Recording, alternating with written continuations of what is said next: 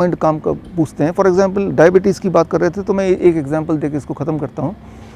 Diabetes में evidence ढूंढने के लिए जो एविडेंस की ये दिखाने की दवाई लेने से आपकी लाइफ स्पैन थोड़ी बढ़ जाएगी या क्वालिटी ऑफ लाइफ बढ़ जाएगी या दोनों बढ़ जाएगी, ऐसा साबित करने के लिए ट्रायल किया गया। इसे कहते हैं एकॉर्ड ट्रायल। 10,000 पार्टिसिपेंट्स, 5,000 लोग, 10,000 के 10,000 डायबिटिक पेशेंट।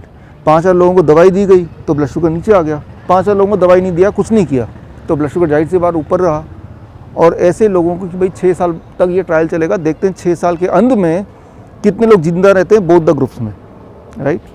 तो 6 साल छोड़िए, 3.5 साल के अंदर अंदर जिन ग्रुप ने दवाई लेनी शुरू की उनमें 22% मोर मॉर्टेलिटी इन कंपैरिजन टू जिन्होंने दवाई ली नहीं।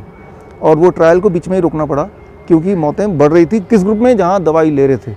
तो ये एकॉर्ड ट्रायल आया, ऐसे VADT ट्रायल आया, ऐसे यूकेपीडियस ट्रायल आया, ऐसे एडवांस ट्रायल आया। ट्रायल पे ट्रायल आते गए और उनका नतीजा सेम ही रहा कि दवाई लेने से, डायबिटीज़ के कॉन्टेक्स्ट में बात कर रहा हूँ, डायबिटीज़ की दवाई लेने से आपकी ब्लड शुगर तो घटेगी, ये तो श्योर है, at the cost of making you more ill, at the cost of making you more sick, right. आपके ब्लड शुगर के साथ साथ जीवन भी घट जाएगी और क्वालिटी ऑफ लाइफ भी घट जाएगी, ये भी प्रूव हो गया। इसलिए फिर डायबिटीज़ के जो गाइडलाइन है वो बदल गई। 2018 6 मार्च को नया गाइडलाइन आया, it is called ACP guideline, right. उस गाइडलाइन का पहला स्टेटमेंट ये था कि दवाई जो है टेम्प्रेरी दो, महीने 2 महीने के लिए, ना कि हमेशा के लिए जैसा कि होता है, राइट। क्योंकि इस दवाई के लेने से पेशेंट मर रहा है। हमारा बेसिक मकसद पेशेंट के ब्लड शुगर को कम करना है, बढ़ाना नहीं है। बेसिक मकसद कुछ ऐसा करना है कि पेशेंट लंबा जिए या क्वालिटी लाइफ अच्छी हो, जबकि ये जो दवाई है ये दोनों कंडीशन फुलफिल नहीं कर पा रही है।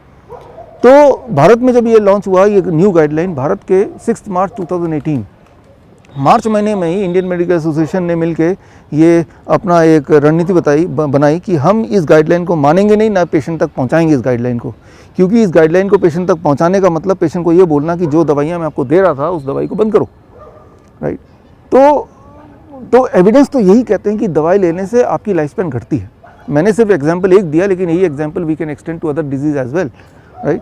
सो at the end of the day it is the patient who have to be intelligent. Patient को ही समझना होगा, आपको ही पेशेंस के साथ काम करना होगा, शायद इसीलिए उनका नाम है पेशेंट।